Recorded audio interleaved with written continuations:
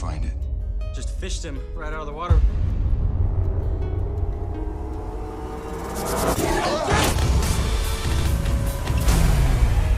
Warning red. Weapons tight. I want everything loaded.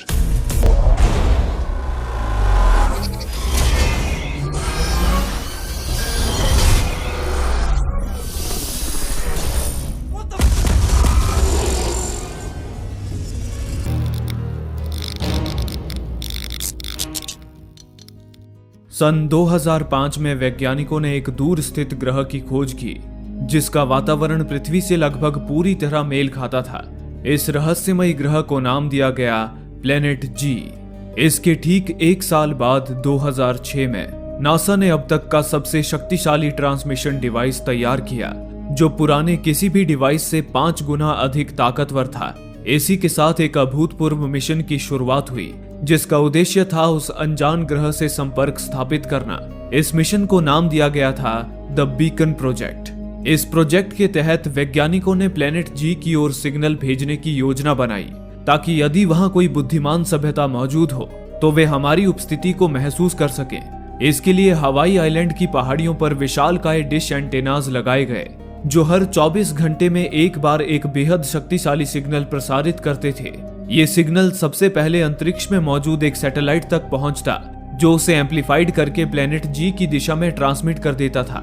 Signal भेजने का ये सिलसिला अब शुरू हो चुका था। इसी दौरान कहानी ने हवाई के ओआहू शहर की ओर रुख किया जहां रहता था एक लापरवाह और बेपरवाह नौजवान एलेक्स हॉपर। एलेक्स की जिंदगी में कोई मकसद नहीं था, वो बस जैसे तैसे मस्ती और लापरवाही में दिन काट रहा था।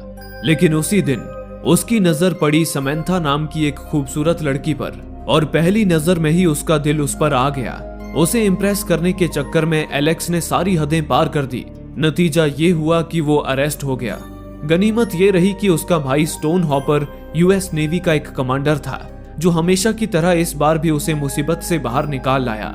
लेकिन इस बार स्टोन ने एक कड़वी सच्चाई भी बताई कि जिस लड़की को लेकर एलेक्स अब घर बसाने के सपने देख रहा है वो कोई और नहीं बल्कि यूएस नेवी के एडमिरल टेरेंस शेन की बेटी है। हालांकि एलेक्स को इससे कोई फर्क नहीं पड़ा, उसे सिर्फ समैंथा दिख रही थी, ना उसके पिता ना उनका रुतबा। पर स्टोन अब एलेक्स की बेमकसद और लापरवाह जिंदगी से तंग आ चुका था। उसे लगा अगर अब भी कुछ नहीं बदला तो एलेक्स पूरी तरह बर्बाद हो जाएगा और इसी सोच के साथ स्टोन ने एलेक्स को सीधा यूएस नेवी में भर्ती करवा दिया उसे जिम्मेदारी का मतलब समझाने के लिए। कहानी ने रफ्तार पकड़ी और कुछ साल बीत गए। हालांकि एलेक्स की पुरानी आदतें, जिद और लापरवाही अब भी उसका पीछा नहीं छोड़ रही थी, लेकिन समैंथा के प्यार ने उसे थाम रखा था। उसी प्यार की बदौलत आज एलेक्स यूएस नेवी में एक जिम्मेदार ओहदे तक पहुंच चुका था। वो यूएसएस जॉन पॉल जोन्स नाम के डिस्ट्रॉयर शिप पर लेफ्टिनेंट था। एलेक्स और समैंथा का रिश्ता अब शादी की दहलीज पर खड़ा था, लेकिन अभी भी एक बड़ी अड़चन रास्ते में थी। समैंथा के पिता एडमिरल टेरेंस, जिनकी नजरों में एलेक्स अब भी एक निकम्मा नौजवान था, इसलिए एलेक्स एडमिरल से समैंथा का हाथ मांगने की हिम्मत नहीं जुटा पा रहा था। एलेक्स हॉपर और उसका बड़ा भाई कमांडर स्टोन हॉपर इन दिनों हवाई में चल रहे रिमपैक नेवल एक्सरसाइज का हिस्सा थे। रिमपैक यानी कि rim of the Pacific exercise, दुनिया की सबसे बड़ी और सबसे ताकतवर नौसेना अभ्यास। यहाँ कई देशों की नेवी एक साथ मिलकर वॉर ट्रेनिंग और कोऑर्डिनेशन प्रैक्टिस करती हैं, ताकि जब असली जंग का वक्त आए तो सब एकजुट होकर जवाब दे सकें। इस साल की रिमपैक ट्रेनिंग में अमेरिका, जापान, ऑस्ट्रेलिया, कोरिया जैसे शक्तिशाली देशों की नौसेनाएं शामिल थी। एलेक्स अपनी USS John Paul Jones destroyer ship में सवार था, जबकि उसका भाई स्टोन यूएसएस सैमसन शिप का कैप्टन। आज रिमपैक एक्सरसाइज का पहला दिन था। सारे देशों की नेवी फोर्स अपनी लड़ाई की तकनीक का प्रदर्शन कर रही थी। इसी दौरान अंतरिक्ष में एक भयानक घटना घटी। अंतरिक्ष में मौजूद सिग्नल एम्पलीफायर सैटेलाइट आज जब प्लेनेट जी की दिशा में सिग्नल ट्रांसमिट कर रहा था, तभी अचानक ही उस दिशा में एक पोर्टल खुला। उस पोर्टल से कुछ भयानक आकृतियां बाहर निकली। 5 अज्ञात एलियन ऑब्जेक्ट्स जो किसी ग्रेविटेशनल फोर्स से खींचे चले आ रहे थे सीधे धरती की ओर। लेकिन तभी उनमें से एक ऑब्जेक्ट रास्ते में ही एक सैटेलाइट से टकरा गया। टकराव भयानक था। सैटेलाइट चकनाचूर हो गया और उस एलियन ऑब्जेक्ट की ट्रेजेक्टरी बदल गई। 4 ऑब्जेक्ट्स हवाई आइलैंड के करीब ही समंदर में गिरे, लेकिन वो एक ऑब्जेक्ट सीधा चाइना में जा गिरा, जिसने चाइना के शहर हांगकांग में भारी तबाही मचा दी। इस घटना ने पूरी दुनिया में खलबली मचा दी। नासा के वैज्ञानिकों और अमेरिका के सरकारी अधिकारियों की एक आपातकालीन बैठक बुलाई गई। नासा के वैज्ञानिकों का ये दावा था कि ये एलियन ऑब्जेक्ट्स जरूर उसी प्लेनेट जी से आए हैं जहां द बीकन प्रोजेक्ट के तहत कई महीनों से सिग्नल भेजे जा रहे थे। यानी प्लेनेट जी पर सचमुच कोई बुद्धिमान एलियन सभ्यता मौजूद थी जिन्होंने अब अपनी उपस्थिति जाहिर कर दी थी। लेकिन क्या ये उनकी ओर से कोई संदेश था या हमला? इस सवाल ने नासा और अमेरिकी सरकार की नींद उड़ा दी थी। इसी दौरान पैसिफिक ओशियन में ट्रेनिंग कर रही नेवी फोर्सेस को इस घटना की सूचना मिली। एलियन ऑब्जेक्ट उनसे कुछ ही मील की दूरी पर समंदर में गिरा था।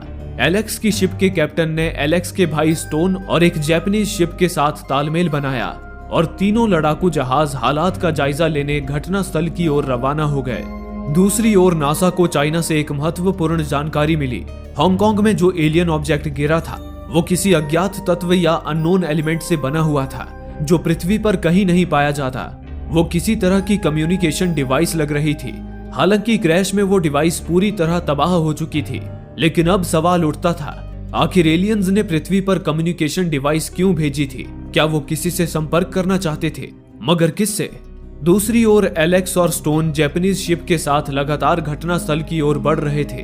तभी उन्हें थोड़ी ही दूर पर समंदर से बाहर निकली हुई एक रहस्यमयी आकृति नजर आई। वो कोई एलियन ऑब्जेक्ट था, लेकिन वो शिप थी या कुछ और, दूर से देखकर अंदाजा लगाना मुश्किल था। एलेक्स और स्टोन ने कुछ वक्त तक उस ऑब्जेक्ट पर नजर बनाए रखी, मगर ना उसमें कोई हलचल दिखी और ना ही उससे कोई चीज बाहर आती दिखाई दी। तब कैप्टन स्टोन ने एलेक्स और उसके 2 सोल्जर्स को उस ऑब्जेक्ट की जांच करने भेजा। वे एक छोटी बोट पर सवार होकर धीरे धीरे उस ऑब्जेक्ट के करीब पहुंच गए। उनके सामने था एक अजीब सा ऊंचा और विशाल स्तंभ जिसने समुद्र की गहराइयों तक अपनी जड़ें जमा रखी थी। एलेक्स ने बिना एक पल सोचे स्तंभ के पास मौजूद सतह पर छलांग लगा दी और छिछले पानी में आगे बढ़ता हुआ उस स्तंभ तक पहुंच गया। स्तंभ पर कुछ अजीब सी उभरी हुई आकृतियां थी। एलेक्स ने जैसे ही उन्हें छूने की कोशिश की, उसे एक जोरदार बिजली का झटका लगा और वो दूर जा गिरा। उसी पल स्तंभ के पास मौजूद 2 प्लेटफॉर्म्स में से तेज ऊर्जा का विस्फोट हुआ जो आसमान तक फैल गई और स्तंभ के चारों ओर कई किलोमीटर के रेडियस में एक पारदर्शी ढाल यानी कि इनविजिबल एनर्जी शील्ड बना दी। एलेक्स और उसकी टीम की तीनों लड़ाकू शिप्स अब उस एनर्जी शील्ड के अंदर इस तरह कैद हो चुकी थी जैसे बोतल में बंद जिन। ना कोई सिग्नल बाहर जा सकता था, ना कोई मदद अंदर आ सकती थी। चारों तरफ बस रहस्यमयी खामोशी और अदृश्य दीवारें थी। इसी दौरान एयरफोर्स का एक जेट बेहद तेजी से उसी दिशा में बढ़ रहा था, लेकिन वो ढाल उसकी आंखों से ओझल थी और जैसे ही वो जेट उस ढाल से टकराया, एक भीषण धमाका हुआ और प्लेन के परखच्चे उड़ गए। दूसरी ओर एनर्जी शील्ड के अंदर जहाजों पर तैनात सारे सैनिक अलर्ट हो गए। सबने हथियारों को तैयार करना शुरू कर दिया। इसी बीच एलेक्स और उसके 2 साथी सैनिक स्तंभ के करीब एक खौफनाक नजारा देख रहे थे। पानी में भयानक बवंडर सा उठ रहा था, जैसे कोई भारी चीज समुद्र की गहराइयों से बाहर आने वाली हो। और फिर देखते ही देखते 3 विशालकाय एलियन शिप्स पानी से बाहर निकल आई। किसी डॉल्फिन की तरह उछलती हुई वो तीनों शिप्स एक खास पोजीशन में तैनात हो गई, ऐसे जैसे वो उस स्तंभ की रक्षा में खड़ी सेनाएं हों। सारी नेवी फोर्स उन्हें देखकर दहशत में आ गई। इसी बीच एलेक्स ने देखा कि उन शिप्स पर एक बेहद मजबूत विंडशील्ड लगी हुई थी, यानी ये मुमकिन था कि उनके अंदर एलियंस मौजूद हों, मगर बाहर से अंदर कुछ भी दिखाई नहीं दे रहा था। तभी अचानक एक एलियन शिप से एक तेज साउंड वेव निकली जिसने सभी जहाजों के कांच चकनाचूर कर दिए और कुछ पलों के लिए पूरी सेना के कान सुन कर दिए। इस हमले को युद्ध की चेतावनी समझते हुए कैप्टन स्टोन ने भी जंग का बिगुल बजा दिया। स्टोन की सेना ने एक एलियन शिप पर मिसाइल दागा, मगर निशाना चूक गया। उसी पल एलियन शिप से भी मिसाइल की बौछार हुई और देखते ही देखते स्टोन की शिप के परखच्चे उड़ गए। उस हमले में स्टोन और उसके शिप में मौजूद सारे सैनिकों की मौत हो गई। अपने भाई को सामने मरता देख एलेक्स सदमे में आ गया, लेकिन उसके अंदर बदले की आग भी भड़क उठी। वो उसी वक्त अपने डिस्ट्रॉयर शिप पर आया और शिप के कैप्टन को ढूंढने लगा, लेकिन सैनिकों ने उसे खबर दी कि उसके शिप के कैप्टन भी इस हमले में मर चुके हैं। ये सुन एलेक्स को झटका सा लगा, क्योंकि कैप्टन के बाद शिप का अगला सीनियर ऑफिसर एलेक्स ही था। अब उसे ही अपनी सेना की जिम्मेदारी उठानी थी।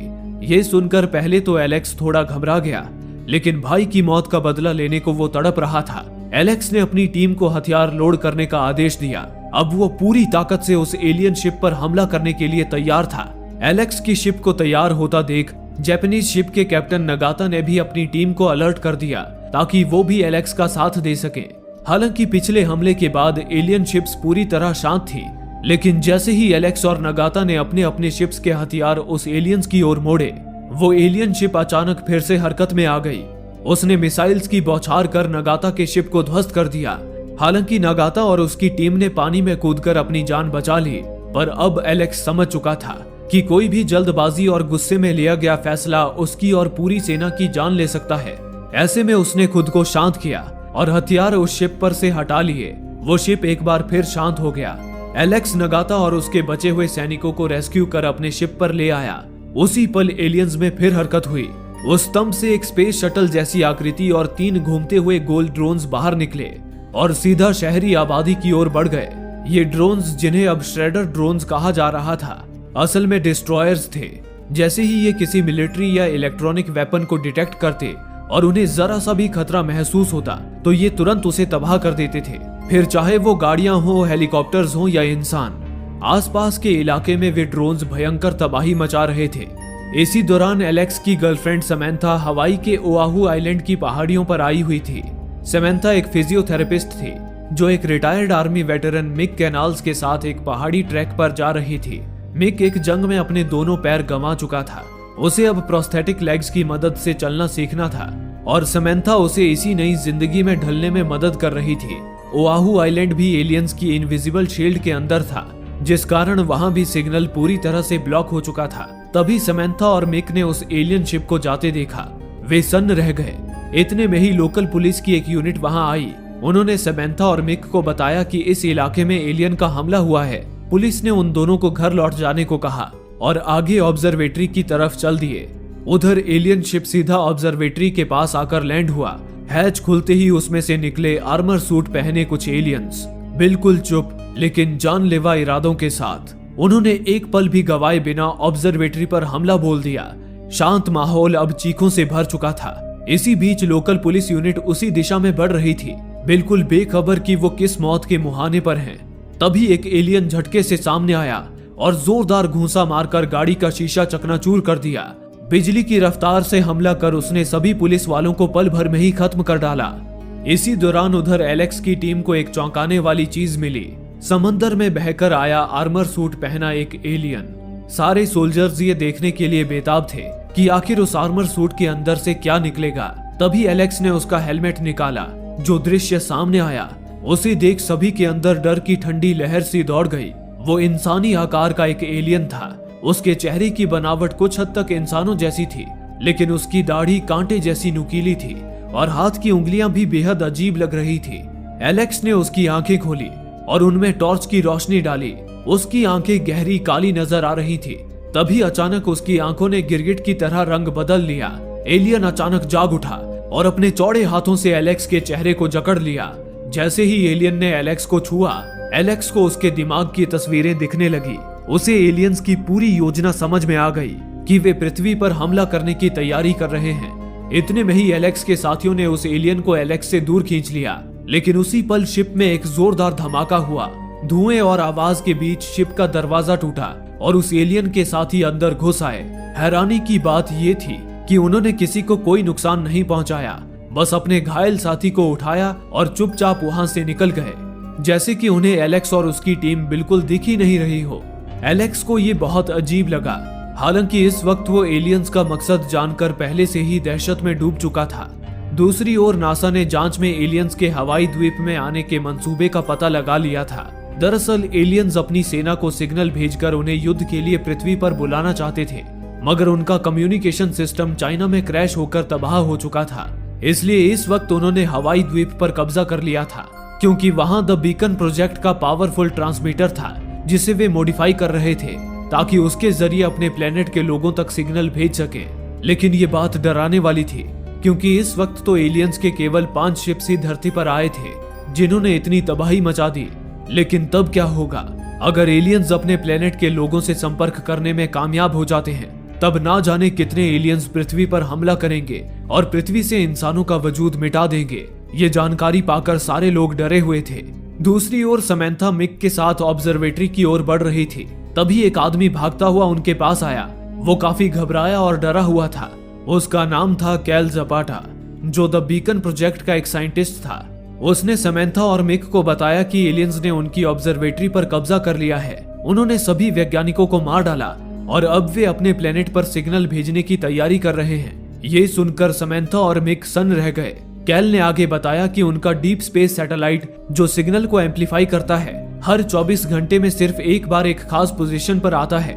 सिर्फ उसी समय पृथ्वी से एलियन प्लेनेट को सिग्नल भेजा जा सकता है और इस वक्त उस पोजीशन तक पहुंचने में सिर्फ 5 घंटे बचे हैं। अगर उससे पहले एलियंस को नहीं रोका गया तो दुनिया का अंत तय है। इस बात ने समंथा और मिक को गहरी चिंता में डाल दिया। अब सवाल सिर्फ एक इंसान का नहीं, पूरी मानव जाति का था और यहीं से उन्होंने एलियन के मंसूबों को नाकाम करने का फैसला किया। उधर एलेक्स और उसकी टीम भी इसी पर विचार कर रहे थे। इसी बीच एलेक्स की टीम के एक टेक्नीशियन को एलियन के हेलमेट की जांच में कुछ पता चला।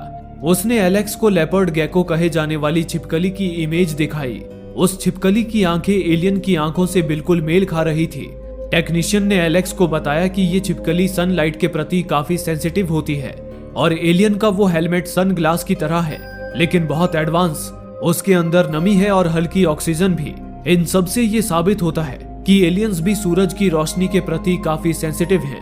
हो सकता है लेपर्ड गेको की तरह सूरज की रोशनी में ये एलियंस ठीक से देख नहीं पाते हों, इसलिए उन्होंने हमें नहीं देखा था। संभव है कि वो केवल अपने हेलमेट में लगे स्कैनर्स के जरिए हमें देख पाने में सक्षम है।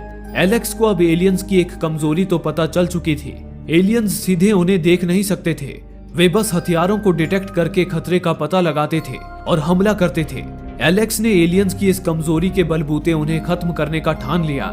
जापानीज कमांडर नागाता भी एलेक्स के साथ था। हालांकि एलियंस को मिटाने के लिए पहले उन्हें एलियंस की उन 3 हमलावर मशीनों को खत्म करना था, उसके बाद मदरशिप को। लेकिन अब रात हो चुकी थी, इसलिए एलियंस को देख पाना मुश्किल था। ऊपर से एलियन एनर्जी फील्ड ने एलेक्स की शिप का रडार पूरी तरह ठप कर दिया था। यानी अब ना तो कोई एलियन शिप स्क्रीन पर देख रहा था और ना ही उनकी कोई हलचल। सारी नेवी टीम तनाव में थी क्योंकि दुश्मन नजर नहीं आ रहा था। लेकिन यही नागाता ने एक अजीब लेकिन कमाल का सुझाव दिया। नागाता ने कहा कि हवाई के आसपास समंदर में NOAA यानी कि नेशनल ओशिनिक एंड एटमॉस्फेरिक एडमिनिस्ट्रेशन की सुनामी वार्निंग बॉयज लगी हैं, जो समंदर की गहराइयों में हलचल दर्ज करती हैं, जैसे भूकंप, जलजले या कोई बहुत भारी चीज के मूव करने पर बनने वाली लहरें। और चूंकि एलियन शिप्स पानी को चीरते हुए चल रहे थे, उनके भारीपन और वेग की वजह से समंदर में उथल पुथल हो रही थी, जो इन बॉयज द्वारा डिटेक्ट की जा सकती थी। नागाता और एलेक्स ने एक ग्रिड बनाया जिसमें हर बॉय एक पॉइंट था। अब जैसे जैसे किसी जगह पानी की गहराई में भारी लहर उठती, वैसे वैसे एलियन शिप की डायरेक्शन और स्पीड का अंदाजा लगाया जा सकता था। पूरा सिस्टम ऐसे काम कर रहा था जैसे बिना आंखों के भी कोई समंदर के अंदर दुश्मन की चाल भांप ले। इसी दौरान उन्होंने देखा कि एलियंस की वे तीनों डिस्ट्रॉयर शिप्स उनकी शिप की ओर ही बढ़ रही थी।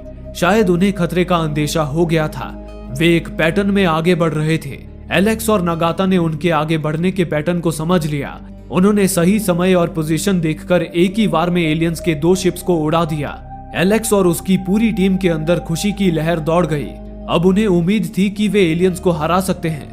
दूसरी ओर समंथा एलेक्स से संपर्क करने की कोशिश कर रही थी, लेकिन उस आइलैंड में भी एलियंस ने सिग्नल जाम कर रखा था, जिस कारण वो एलेक्स से संपर्क कर पाने में असमर्थ थी। लेकिन शुक्र था कि कैल उनके साथ था। कैल ने उन्हें बताया कि एलियंस सिग्नल जाम करने के लिए इलेक्ट्रोमैग्नेटिक फील्ड का इस्तेमाल कर रहे हैं, लेकिन उसके पास एक खास स्पेक्ट्रम एनालाइजर डिवाइस है जिसकी मदद से वे एलेक्स से कांटेक्ट कर सकते हैं। कैल एलियंस से छुपता छुपाता अपनी ऑब्जर्वेटरी में घुसा और अपनी डिवाइस ले आया। समंथा ने उसी वक्त एलेक्स को कॉल किया और उसे बताया कि एलियंस अपनी सेना को बुलाने के लिए ओआहू द्वीप पर कम्युनिकेशन सिस्टम लगा रहे हैं। उनके पास सिर्फ 4 घंटे हैं। उससे पहले उन्हें उस पूरे द्वीप को उड़ाकर एलियंस को खत्म करना होगा। इतने में ही कॉल डिस्कनेक्ट हो गया। उसी पल एलेक्स ने देखा कि एलियंस ने उनकी चाल को समझ लिया था। आखिरी बचे एलियन शिप ने अपना पैटर्न ही बदल दिया और पीछे से उनके शिप को घेरने लगा। अब अंधेरे में उसे मार पाना मुश्किल था। सुबह होने में 40 मिनट ही बचे थे। तब एलेक्स ने भी चालाकी दिखाई। वो सुबह होने तक एलियन शिप से भागता रहा। फिर जैसे ही सुबह हुई, एलेक्स शिप को ओआहू टापू के पीछे से घुमाकर एलियन शिप के सामने ले आया और सीधे गोली मारकर एलियन शिप का विंडशील्ड ही फोड़ दिया। सूरज की चकाचौंध रोशनी आंखों में पड़ते ही अंदर मौजूद एलियंस जैसे अंधे हो गए। उन्हें बस सूरज की चमक नजर आ रही थी। उसी पल एलेक्स और नागाता ने रॉकेट्स दागकर उस शिप को भी तबाह कर दिया। एलेक्स और उसकी सारी सेना जोश से भर आई, पर तभी उनकी खुशी में ग्रहण लगाने मदर एलियन शिप ने अपने 2 श्रेडर ड्रोन्स भेज दिए, जिन्होंने एलेक्स की शिप को तबाह कर दिया। खुशकिस्मती से एलेक्स, नागाता और बाकी सैनिक बोट लेकर शिप से भागने में कामयाब हो गए, लेकिन डिस्ट्रॉयर शिप को खोना उनके लिए एक बड़ी नाकामी थी। दूसरी ओर ओआहू आइलैंड में मौजूद सैमंथा ने भी दूरबीन से एलेक्स की शिप को तबाह होते देखा। उसे लगा उसने एलेक्स को खो दिया है, लेकिन एलेक्स को खोने के साथ ही उसे इस बात का भी दुख हो रहा था कि अब एलियंस को रोकने वाला कोई नहीं है। पर तभी मिक ने हिम्मत दिखाई। भले ही वो अपना पैर खो चुका था, लेकिन उसकी रगों में अब भी एक सिपाही का खून दौड़ रहा था। वो पुलिस की एक कार में सैमंथा के साथ ऑब्जर्वेटरी की ओर निकल पड़ा, जहां एलियंस कम्युनिकेशन का सेटअप बस पूरा करने ही वाले थे। उधर अब एलेक्स की टीम निराश होकर किनारे की ओर बढ़ रही थी। बिना शिप और हथियार के एलियंस से लड़ पाना नामुमकिन था। तभी एलेक्स को किनारे पर मिजोरी नाम का एक पुराना बैटलशिप नजर आया। हालांकि अब तक उस शिप को केवल म्यूजियम की तरह इस्तेमाल किया जा रहा था, लेकिन अब वही शिप एलियन के खिलाफ जंग में उनके लिए हथियार साबित होने वाली थी। एलेक्स अपनी टीम के साथ उस शिप पर पहुंचा। हालांकि 70 साल पुरानी उस शिप का कंट्रोल सिस्टम भी पुराना था, जिससे सैनिक परिचित नहीं थे। पर खुशकिस्मती से उन्हें वो जांबाज पुराने नौसैनिक उसी जहाज पर मिल गए जो पहले उस शिप को चला चुके थे। वो बूढ़े नौसैनिक रिम्पैक्ट ट्रेनिंग में गेस्ट की तरह बुलाए गए थे, लेकिन वे भी एलियंस के इनविजिबल शील्ड के अंदर फंस गए थे। पर अब वो बूढ़े नौसैनिक भी इस जंग में एलेक्स के साथ थे। उन्होंने मिलकर उस पुराने शिप को म्यूजियम से एक बार फिर बैटलशिप में तब्दील कर दिया। लेकिन ये जंग इतनी आसान नहीं थी। एक तरफ थी एलियंस की एडवांस टेक्नोलॉजी से लैस मदरशिप और दूसरी तरफ एलेक्स की 70 साल पुरानी बैटलशिप मिजूरी। फिर भी निडर एलेक्स और उसकी जांबाज टीम ने उस मदरशिप पर सीधा धावा बोल दिया। बेशक एलियंस उनसे कहीं ज्यादा उन्नत थे, उनकी मदरशिप काफी विशाल थी और आधुनिक हथियारों से लैस। हर वार एलेक्स की सेना पर भारी पड़ रहा था, लेकिन शायद एलियंस ये नहीं जानते थे कि चालाकी, बहादुरी और रणनीति में इंसानों का कोई मुकाबला नहीं। एलेक्स लगातार अपनी शिप को एलियन शिप के सीधे निशाने से दूर रखता गया और चारों ओर घूम घूम कर मिसाइल्स दागता रहा।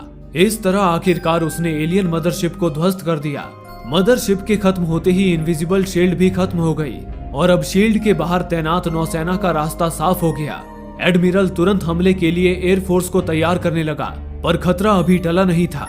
ओआहू आइलैंड पर मौजूद एलियंस कम्युनिकेशन डिवाइस फिट करने में कामयाब हो गए थे। बस अब सिग्नल भेजते ही एलियंस की और भी सेना पृथ्वी पर आक्रमण करने आ जाती। पर तभी सैमंथा और मिक तेजी से गाड़ी लेकर आए और सीधा एलियन के कम्युनिकेशन डिवाइस को ही टक्कर मार दी, जिससे डिवाइस बंद पड़ गया। लेकिन सैमंथा और मिक खुद ही मौत के मुंह में आ गए थे। एक एलियन उन पर टूट पड़ा, लेकिन मिक विकलांग होते हुए भी उसका सामना करने लगा। मिक ने मार मार कर उस एलियन का हेलमेट ही निकाल दिया, जिससे वो एलियन धूप के कारण मिक को ठीक से देख नहीं पा रहा था। पर फिर भी उसने अंदाजे से मारकर मिक को धाराशाही कर दिया। अब वो मिक पर खंजर से वार करने ही वाला था कि तभी कैल वहां आया और वो भी उस एलियन को पीटने लगा। मौका मिलते ही मिक ने दोबारा उस एलियन को पकड़ लिया। उसने कैल से सैमंथा को वहां से ले जाने को कहा। इस दौरान उधर बाकी एलियंस ने अपना डिवाइस दोबारा रिपेयर कर लिया था। वो एक बार फिर सिग्नल भेजने के लिए तैयार थे। दूसरी ओर एलेक्स की शिप में अब केवल एक ही मिसाइल बची थी। उस मिसाइल को लोड करके एलेक्स ने ओआहू आइलैंड में मौजूद एलियंस की कम्युनिकेशन डिवाइस की ओर निशाना साध लिया। पर तभी उन्होंने देखा कि मदरशिप अभी पूरी तरह से खत्म नहीं हुई थी। मदरशिप ने 3 श्रेडर ड्रोन्स एलेक्स की शिप की तरफ लॉन्च कर दिए। उन श्रेडर ड्रोन्स को रोकने के लिए एलेक्स और उसकी सेना के पास कोई हथियार नहीं थे। अब एलेक्स और नागाता समझ चुके थे कि यही उनका अंत है, पर मरने से पहले उन्होंने भी अपनी मिसाइल एलियंस के कम्युनिकेशन डिवाइस की ओर दाग दी। उधर एलियंस ने जैसे ही सिग्नल भेजना शुरू किया, उसी पल वहां धमाका हो गया, जिससे कम्युनिकेशन डिवाइस नष्ट होने के साथ ही सारे एलियंस भी मारे गए। पर अब मौत एलेक्स और उसकी सेना के भी सिर पर थी। श्रेडर ड्रोन्स उनकी जहाज पर बस गिरने ही वाले थे कि तभी कहीं से 3 मिसाइल्स आई, जिसने उन तीनों ड्रोन्स को हवा में ही नष्ट कर दिया। वो एयरफोर्स यूनिट थी जो एलेक्स और उसकी सेना की मदद करने आ पहुंचे थे। उन्होंने एलियन मदरशिप को पूरी तरह मिटा दिया और इस तरह एलेक्स और उसकी बहादुर टीम की बदौलत मानव जाति विनाश के कगार से लौट आई। दुनिया एक बड़े खतरे से बच गई, एक ऐसे युद्ध से जो ना देखा गया था, ना समझा गया था। समैंथा, मिक और कैल भी धमाके से पहले सुरक्षित स्थान पर पहुंच चुके थे, जिससे उनकी भी जान बच गई। एलेक्स की बहादुरी, उसकी लीडरशिप और उसकी सूझबूझ ने पूरे देश का दिल जीत लिया।